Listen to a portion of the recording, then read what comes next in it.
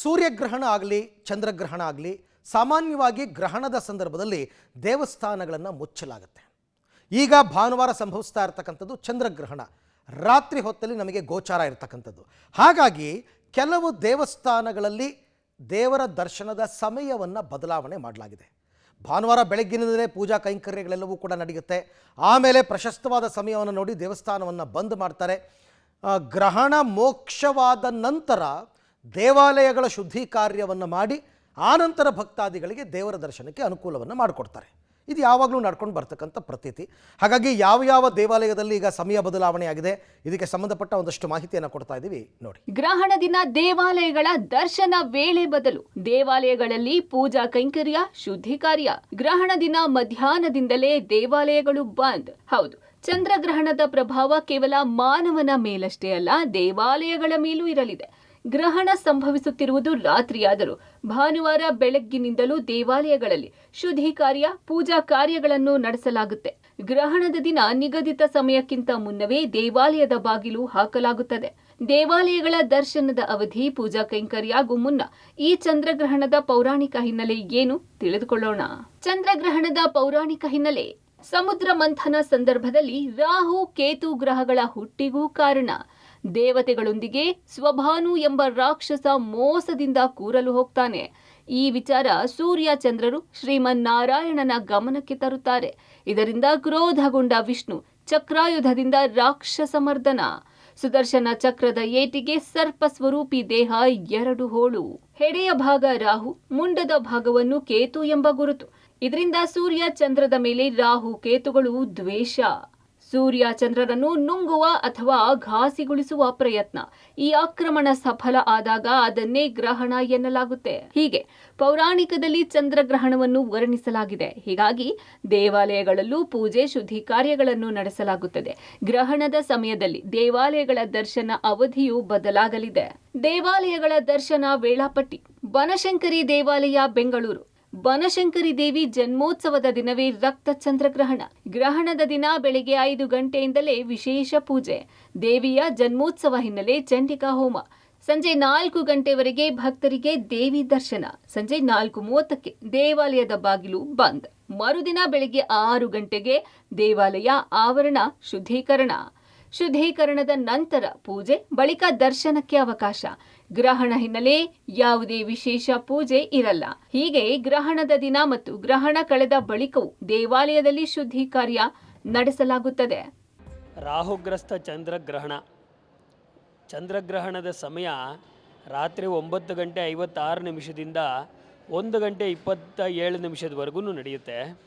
ಇದಕ್ಕೆ 6 ಗಂಟೆಗಳ ಮುಂಚಿತವಾಗಿ ಗ್ರಹಣದ ನಿಮಿತ್ತ ಯಾವುದೇ ಪೂಜೆ ಪುನಸ್ಕಾರಗಳಾಗಲಿ ನೈವೇದ್ಯಗಳಾಗಲಿ ಇರೋದಿಲ್ಲ. ಆದ್ದರಿಂದ ದೇವಿಗೆ ಪ್ರಾತಃ ಕಾಲದಲ್ಲಿ ಅಮ್ಮನವರ ಜನ್ಮೋತ್ಸವ ಕಾರ್ಯಕ್ರಮದ ಪ್ರಯುಕ್ತವಾಗಿ ಪ್ರಾತಃ ಕಾಲ ಪಂಚಾಮೃತ ಅಭಿಷೇಕ, ವಿಶೇಷವಾದಂಥ ಹೋಮ ಹವನಾದಿಗಳೆಲ್ಲ ಆದ ನಂತರ ಅನ್ನದಾನ, ಮಹಾಪೂಜೆಗಳೆಲ್ಲ ನಡೆಯುತ್ತೆ. ಆ ದಿನ ನವಚಂಡಿಕಾ ಹೋಮ ಕೂಡ ಏರ್ಪಾಡು ಮಾಡಲಾಗಿದೆ. ಅಮ್ಮನವರ ಉತ್ಸವ ಕೂಡ ನಡೆಯುತ್ತೆ. ಇವೆಲ್ಲದರ ನಂತರ ಸಂಜೆ 4:30ಯಿಂದ 6 ಗಂಟೆವರೆಗೂ ರಾಹುಕಾಲ ಪೂಜೆ ಇರೋದ್ರಿಂದ ರಾಹುಕಾಲ ಪೂಜಾ ನಂತರ ಭಕ್ತಾದಿಗಳಿಗೆ ದೇವಿ ದರ್ಶನ ಇರೋದಿಲ್ಲ. ದೇವಸ್ಥಾನ ಬಾಗಿಲು ಹಾಕಿರ್ತೀವಿ, ದರ್ಶನ ಇರೋದಿಲ್ಲ. ಗ್ರಹಣ ಪ್ರಯುಕ್ತವಾಗಿ ಯಾವುದೇ ಶಾಂತಿ ಕಾರ್ಯಕ್ರಮಗಳು ಅಂಥದ್ದೇನು ನಡೆಯೋದಿಲ್ಲ. ಆದ್ದರಿಂದ ನಮ್ಮ ದೇವಸ್ಥಾನದಲ್ಲಿ ದೇವಸ್ಥಾನ ಬಾಗಿಲು ಹಾಕಿರ್ತೀವಿ. ಪುನಃ ಮಾರನೇ ದಿವಸ ಬೆಳಗ್ಗೆ ದೇವಸ್ಥಾನವನ್ನು ಬಾಗಿಲು ತೆರೆದು ಬೆಳಿಗ್ಗೆ ಶುದ್ಧಿ ಮಾಡಿ, ದೇವಾಲಯ ಎಲ್ಲ ಶುದ್ಧಿ ಮಾಡಿ, ಶುದ್ಧಿ ಪುಣ್ಯಾಹವನ್ನು ಮಾಡಿ ಯಥಾ ಪ್ರಕಾರ ಪೂಜಾ ಕೈಂಕರ್ಯಗಳು ನೆರವೇರುತ್ತೆ. ಇನ್ನು ಸ್ಯಾಟಲೈಟ್ ಬಳಿ ಇರುವ ಗಾಳಿ ಆಂಜನೇಯ ದೇಗುಲದ ದರ್ಶನ ಅವಧಿಯೂ ಬದಲಾವಣೆ ಮಾಡಲಾಗಿದೆ. ದೇವಾಲಯಗಳ ದರ್ಶನ ವೇಳಾಪಟ್ಟಿ: ಗಾಳಿ ಆಂಜನೇಯ ದೇವಸ್ಥಾನ, ಬೆಂಗಳೂರು. ಗ್ರಹಣದ ದಿನ ಮಧ್ಯಾಹ್ನ 3 ಗಂಟೆಗೆ ದೇವಾಲಯ ಕ್ಲೋಸ್. ಮಧ್ಯಾಹ್ನ 2:30ರಿಂದ 3 ಗಂಟೆವರೆಗೆ ದೇವಾಲಯದ ಒಳಗೆ ದರ್ಬೆ ಇಡಲಾಗುತ್ತೆ. ಗ್ರಹಣ ಮುಗಿದ ಬಳಿಕ ಬೆಳಗ್ಗೆ ಶಾಂತಿ ಪೂಜೆ. ಸೋಮವಾರ ಬೆಳಗ್ಗೆ ಎಂದಿನಂತೆ ಭಕ್ತರಿಗೆ ದರ್ಶನ ವ್ಯವಸ್ಥೆ ಮಾಡಲಾಗಿದೆ. ಈ ಬಗ್ಗೆ ಗಾಳಿ ಆಂಜನೇಯ ದೇಗುಲದ ಅರ್ಚಕರು ಹೇಳೋದು ಹೀಗೆ: ಭಾನುವಾರ ಬೆಳಗ್ಗೆ ನಿತ್ಯ ಸೇವೆಯ ಹಾಗೆ ಆವತ್ತೂ ಸಹ 7 ಗಂಟೆಗೆ ದೇವಾಲಯ ಪ್ರಕಟಗೊಳ್ಳುತ್ತೆ. ಅದರ ಜೊತೆಯಲ್ಲಿ 9 ಗಂಟೆಗೆ ಶ್ರೀ ಸತ್ಯನಾರಾಯಣ ಸ್ವಾಮಿಯವರಿಗೆ ಅಭಿಷೇಕವನ್ನು ಮಾಡ್ತೇವೆ. ಅದಾದ ನಂತರ 12 ಗಂಟೆಗೆ ಮಹಾಮಂಗಳಾರತಿ ಆಗುತ್ತೆ. ಅದಾದ ನಂತರ ಸತ್ಯನಾರಾಯಣ ಸ್ವಾಮಿ ಪ್ರಸಾದವನ್ನು ಎಲ್ಲರಿಗೂ ವಿತರಣೆ ಮಾಡಿ ಆನಂತರ ನಿಲ್ಲಿಸಿಬಿಡ್ತೇವೆ. ಆನಂತರ ಯಾವುದೇ ರೀತಿಯಾದ ಪ್ರಸಾದ ಆಗಲಿ, ಆಹಾರ ಆಗಲಿ ಮತ್ತು ನೀರನ್ನಾಗಲಿ ಉಪಯೋಗಿಸ ಹಾಗಿಲ್ಲ. ಮಧ್ಯಾಹ್ನ 3 ಗಂಟೆಯ ನಂತರ ದೇವಸ್ಥಾನ ಇರೋದಿಲ್ಲ. ನಾವು ಗ್ರಹಣದ ನಿಮಿತ್ತ ಆ ಬಿಂಬಕ್ಕೆ ಏನು ತೊಂದರೆ ಆಗದೇ ಇರೋ ರೀತಿಯಲ್ಲಿ ನಾವು ಮಾಡಿರ್ತೇವೆ. ಆದರೂ ಗ್ರಹಣ ಸಮಯದಲ್ಲಿ ಏನಾದರೂ ಆ ದೇವಸ್ಥಾನಕ್ಕೆ ಅಶುಚಿಯಾಗಿದ್ದರೆ ನಾವು ಮೊದಲು ಪುಣ್ಯಾಹವನ್ನು ಮಾಡ್ತೇವೆ. ಅದು ಆದ ತಕ್ಷಣ ಎಲ್ಲ ದೇವರಿಗೂ ಅಭಿಷೇಕವನ್ನು ಮಾಡ್ತೇವೆ. ಅಭಿಷೇಕವನ್ನು ಮಾಡಿ ವಸ್ತ್ರಗಳನ್ನು ಉಡಿಸಿ ನೈವೇದ್ಯವನ್ನು ಮಾಡಿ ಆನಂತರ ಪ್ರಸಾದ ವಿನಿಯೋಗಾದಿಗಳು ನಡೆಯುತ್ತೆ. ಮಲ್ಲೇಶ್ವರಂನಲ್ಲಿರುವ ಕಾಡು ಮಲ್ಲೇಶ್ವರ ದೇಗುಲದಲ್ಲೂ ಗ್ರಹಣ ವೇಳೆ ಭಕ್ತರ ದರ್ಶನಕ್ಕೆ ಸಮಯವನ್ನು ಬದಲಾವಣೆ ಮಾಡಲಾಗಿದೆ. ದೇವಾಲಯಗಳ ದರ್ಶನ ವೇಳಾಪಟ್ಟಿ. ಕಾಡು ಮಲ್ಲೇಶ್ವರ ದೇವಾಲಯ, ಬೆಂಗಳೂರು. ಗ್ರಹಣ ದಿನ ಬೆಳಗ್ಗೆ 4 ಗಂಟೆಗೆ ದೇವಾಲಯ ಓಪನ್. ಬೆಳಗ್ಗೆ 4ರಿಂದ ಮಧ್ಯಾಹ್ನ 2:30ರವರೆಗೆ ಮಾತ್ರ ಭಕ್ತರಿಗೆ ವಿಶೇಷ ದರ್ಶನ.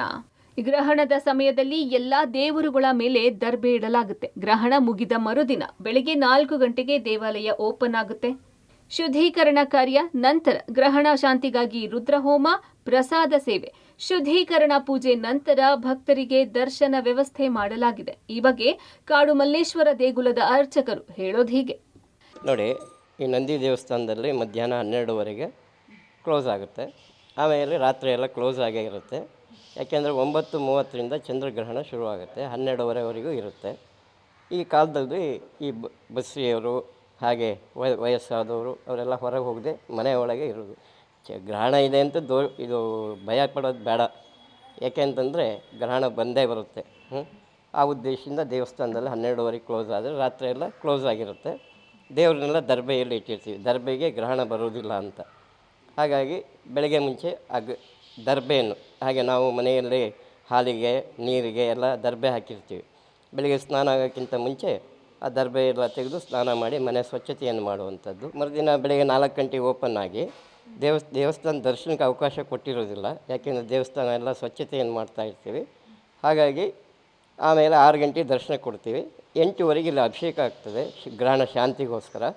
ಅದಾದ ನಂತರ 10 ಗಂಟೆಗೆ ಅಲಂಕಾರ ಆಗಿ ಮಂಗಳಾರತಿಯಾಗಿ ಗ್ರಹಣ ದೋಷ ಇದ್ದವರು, ಕುಂಭರಾಶಿಯವರಿಗೆ ದೋಷ ಇರ್ತದೆ, ಅವರು ಆ ಶಾಂತಿ ಪೂಜೆ ಕೊಟ್ಟು ಅದಾದ ನಂತರ ಪ್ರಸಾದ ಮನೆ ತಗೊಂಡೋಗಿ ನಿತ್ಯದಲ್ಲಿ ಏನು ನಾವು ಕಾಫಿ ತಿಂಡಿ ಎಲ್ಲ ಕುಡಿತೀವೋ ಆ ಥರ ಮಾಡ್ಕೊಂಡು ಬರ್ಬೋದು. ಇವಿಷ್ಟು ಚಂದ್ರಗ್ರಹಣದ ಜ್ಯೋತಿಷ್ಯದ ಆಯಾಮದಲ್ಲಿ ವಿಶ್ಲೇಷಣೆಯಾದರೆ, ಖಗೋಳದಲ್ಲಿ ಸಂಭವಿಸುವ ವಿಸ್ಮಯವನ್ನು ವೈಜ್ಞಾನಿಕ ಲೋಕ ನೋಡುವುದೇ ಬೇರೆಯಾಗಿ. ರಕ್ತ ಚಂದ್ರಗ್ರಹಣ ವೈಜ್ಞಾನಿಕ ಮಾಹಿತಿ. ಚಂದ್ರಗ್ರಹಣ ಅಂದ್ರೆ ಅದು ಖಗೋಳ ವಿಸ್ಮಯ. ಸೂರ್ಯ ಚಂದ್ರರ ನಡುವೆ ಭೂಮಿ ಬಂದಾಗ ಗ್ರಹಣ. ರಕ್ತಕ್ಕೂ ಗ್ರಹಣಕ್ಕೂ ಸಂಬಂಧವಿಲ್ಲ. ಭೂಮಿಯ ನೆರಳಿಂದಾಗಿ ಮರೆಯಾಗುವ ಪ್ರಕ್ರಿಯೆಯೇ ಚಂದ್ರಗ್ರಹಣ. ಬೆಳಕು ಹಾಗೂ ನೆರಳಿನಿಂದಾಗಿ ರಕ್ತದಲ್ಲಿ ಅದ್ದಿ ತೆಗೆದಂತೆ ಗೋಚರ. ನಸು ನೀಲಿ ಛಾಯೆಯ ಕೆಂಬಣ್ಣದಲ್ಲಿ ಚಂದ್ರ ಗೋಚರ. ಹೀಗಾಗಿ ರಕ್ತ ಚಂದ್ರಗ್ರಹಣ ಎಂದು ಕರೆಯಲ್ಪಡುತ್ತದೆ. ಮನುಷ್ಯರು, ಯಾವುದೇ ಜೀವಿಗಳು, ಸಸ್ಯ ರಾಶಿಗಳಿಗೆ ತೊಂದರೆ ಇಲ್ಲ ಎಂಬುದು ವಿಜ್ಞಾನಿಗಳ ವಾದವಾಗಿದೆ. ಇನ್ನು ಈ ಗ್ರಹಣವನ್ನು ಸೂರ್ಯಗ್ರಹಣದಂತೆ ಬರೀ ಕಣ್ಣಿನಿಂದ ನೋಡಬಾರದು ಅಂತೇನಿಲ್ಲ. ಚಂದ್ರಗ್ರಹಣವನ್ನು ಬರೀ ಕಣ್ಣಿನಲ್ಲಿ ನೋಡಬಹುದು. ಗ್ರಹಣ ವೀಕ್ಷಣೆ ಹೇಗೆ? ರಕ್ತ ಚಂದ್ರಗ್ರಹಣ ಬರೀ ಕಣ್ಣಿನಿಂದ ವೀಕ್ಷಣೆ ಮಾಡಬಹುದು. ಚಂದ್ರಗ್ರಹಣ ವೀಕ್ಷಣೆಯಿಂದ ಯಾವುದೇ ಸಮಸ್ಯೆ ಇಲ್ಲ. ಸೂರ್ಯಗ್ರಹಣ ಮಾತ್ರ ಬರೀ ಕಣ್ಣಿನಿಂದ ವೀಕ್ಷಿಸಬಾರದು. ರಕ್ತ ಚಂದ್ರಗ್ರಹಣದಂದು ಚಂದಿರನ ಸ್ಪಷ್ಟ ಛಾಯೆ, ಬಣ್ಣ ಬದಲಾಗುವ ಪ್ರಕ್ರಿಯೆ ಬೈನಾಕ್ಯುಲರ್ನಲ್ಲಿ ಉತ್ತಮವಾಗಿ ಕಾಣಿಸಲಿದೆ. ಎತ್ತರದ ಜಾಗ, ಬಯಲು ಪ್ರದೇಶದಲ್ಲಿ ಗ್ರಹಣ ವೀಕ್ಷಣೆ ಉತ್ತಮ ಎಂದು ವಿಜ್ಞಾನಿಗಳು ಸಲಹೆ ನೀಡಿದ್ದಾರೆ. ನಾಡಿದ್ದು ಸಂಭವಿಸುವ ರಾಹುಗ್ರಸ್ತ ರಕ್ತ ಚಂದ್ರಗ್ರಹಣಕ್ಕೆ ಕೆಲವೇ ಗಂಟೆ ಬಾಕಿ ಇದ್ದು, ಜ್ಯೋತಿಷ್ಯ ಲೋಕದಲ್ಲಿ ರಾಶಿ ಪ್ರಭಾವ, ಗ್ರಹಗಳ ಪರಿಚಲನೆ ಬಗ್ಗೆ ಲೆಕ್ಕಾಚಾರ ನಡೆಯುತ್ತಿದ್ದರೆ, ವೈಜ್ಞಾನಿಕ ಲೋಕ ಖಗೋಳ ವಿಸ್ಮಯ ಕಣ್ತುಂಬಿಕೊಳ್ಳಲು ಕಾತುರದಿಂದ ಕಾಯ್ತಿದೆ. News desk, public TV.